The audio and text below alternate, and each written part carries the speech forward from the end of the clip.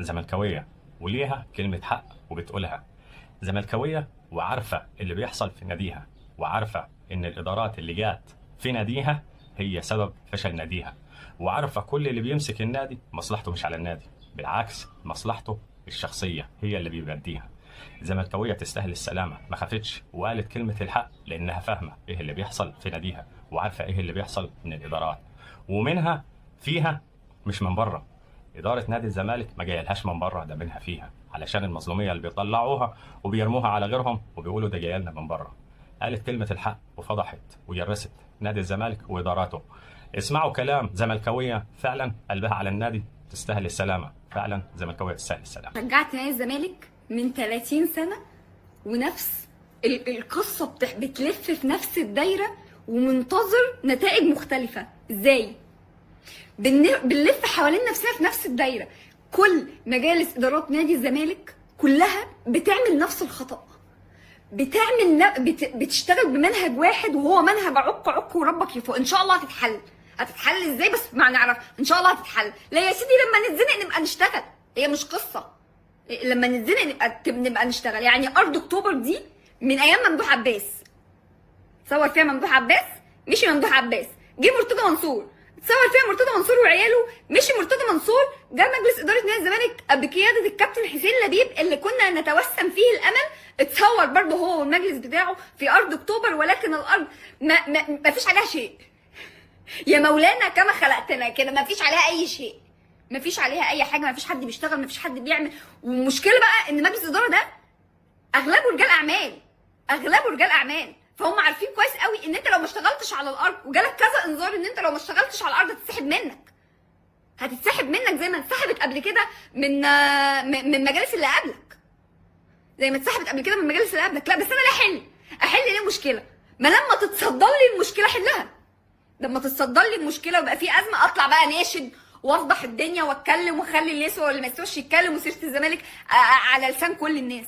ليه احل مشكله؟ يعني هو حضرتك ما كنتش عارف ان ارض اكتوبر هتتسحب من دي؟ تبقى كارثه اكبر، لان الجوابات اللي مطلعاها الوزاره مطلعاها بتواريخ قريبه. في عز ما انت كالعاده بتنيم الجمهور، لا امر مستتب، الدنيا جميله، احنا ماشيين في الطريق الصح، وروح يا ابني تصور، وروح حط حجر اساس، وروح حط مش عارفه ايه، وادي لك عيلين 3 اعلاميين واديهم هناك ونقول والله الدنيا روعه برافو مجلس الاداره. وفي الاخر تنام وتصحى كمشجع زملكاوي تلاقي الارض بتتسحب. الارض اللي انت واخد عليها كارد، الارض اللي انت عامل صفقات السيزون ده بسببها، الارض اللي انت عامل صفقات السيزون ده بسببها، فبناء على هذا الكلام لو الارض رجعت لك تاني فهتضطر ان انت تضخ فيها فلوس عشان تدفع وتخلص امورك، والارض ما تتسحبش، فتدفع فلوس فتاثر على فريق الكوره، فيجي فريق الكوره بعض منه يلاقي نفسه ما بيقبضش، يتوكل على الله يمشي، وقابلوني بقى واقف في قيد. او لعيب الكوره ما تلعبش كوره في الملعب وما بتاخدش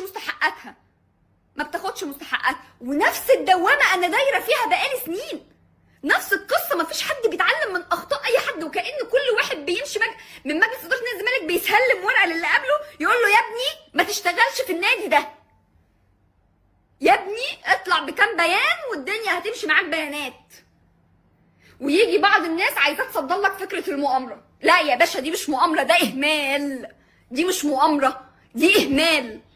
ده خراب من اللي بيديروا نادي الزمالك، ده اهمال من اللي بيديروا نادي الزمالك، عشان انت مالكش صوت. وانت لما بيبقى ليك صوت بيستخدموك كاقف جنب نادي الزمالك، ما تبقاش انت والاوساخ علينا. باشا طب ما الاوساخ عندهم حق، ما لحد امتى هفضل اطبطب واقول معلش عشان النادي، بس انت ما بتمشيش صح. واي حد ساكت عن الموضوع ده انت مش صح. ما تقولش اصل انا زملكاوي واصل مش عارفه ايه والنادي واحنا ولاد النادي. باشا انت مش صح، انت بتساعد كل مجالس الاداره اللي هتيجي بعد كده انها تديك على قفاك وترجع تشتكي وتقول ما خدتش ولا بطوله، ما حدش بيعمل لي حساب في البلد، عشان ما فيش بطولات، عشان انت بعيد عن البطولات، عشان انت داير في دايره بقالك سنين ما فيش حد فيها بيعمل حاجه للزمالك، ما فيش حد بيتحاسب على اخطاء بيعملها في نادي كبير اسمه نادي الزمالك. مفيش حد بيتحاسب.